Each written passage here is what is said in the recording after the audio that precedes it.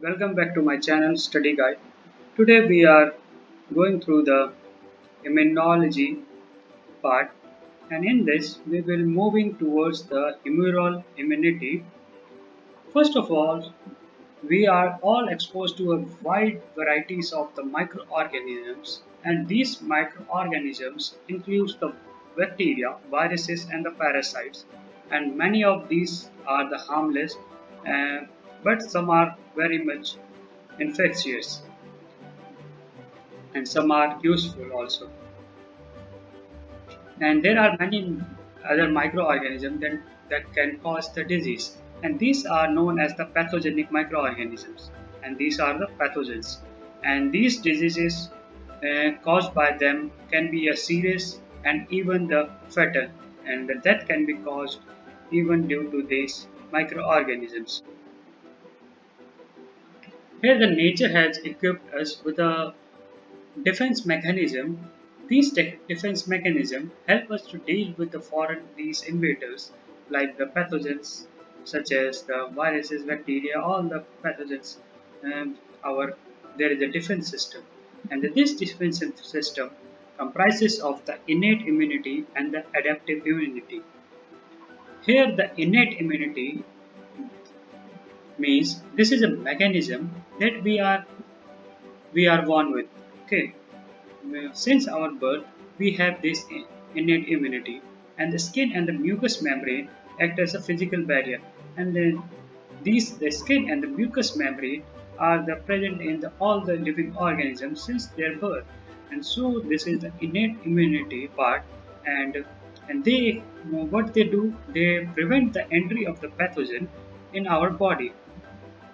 And the hair, the skin, and the mucous membrane are covered with some of the secretions that don't allow the entry of the pathogens, and these secretions create an inhospitable environment for these pathogens. If the pathogen is able to cross this physical barrier, it is challenged by the phagocytes. And these phagocytes are the cells such as the macrophages and the neutrophils, which can engulf and destroy the microorganism, and they can do this process using the secretion of the many of the enzymes. Besides phagocytosis, some protein also help in fighting against these pathogens, and these included the complement proteins. And these acute phase proteins and the interferons all the proteins which are helping to fight against all the pathogen that has entered inside our body. Then the second component of defense system here is the adaptive immunity.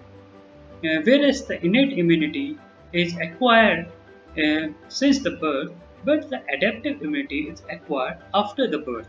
And adaptive immunity is also known as the acquired immunity. Then what is the difference between the innate immunity and the acquired immunity?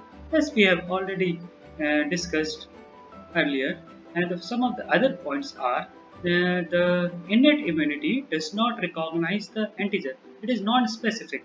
Okay, whereas the acute immunity here it recognizes the pathogens and antigens specifically and kill them specifically. And here the innate immunity does not improve on the repeated exposure to the same pathogen because they are lacking the memory cells, whereas the acquired immunity improves on the repeated exposure to the same pathogen as they have the memory cells. They can recognize all the pathogens and the antigen that had entered earlier, so they can effectively kill those antigens. Then the acquired immunity is provided by some of the cells and the molecules, and these cells and molecules recognize the chemicals called the antigens.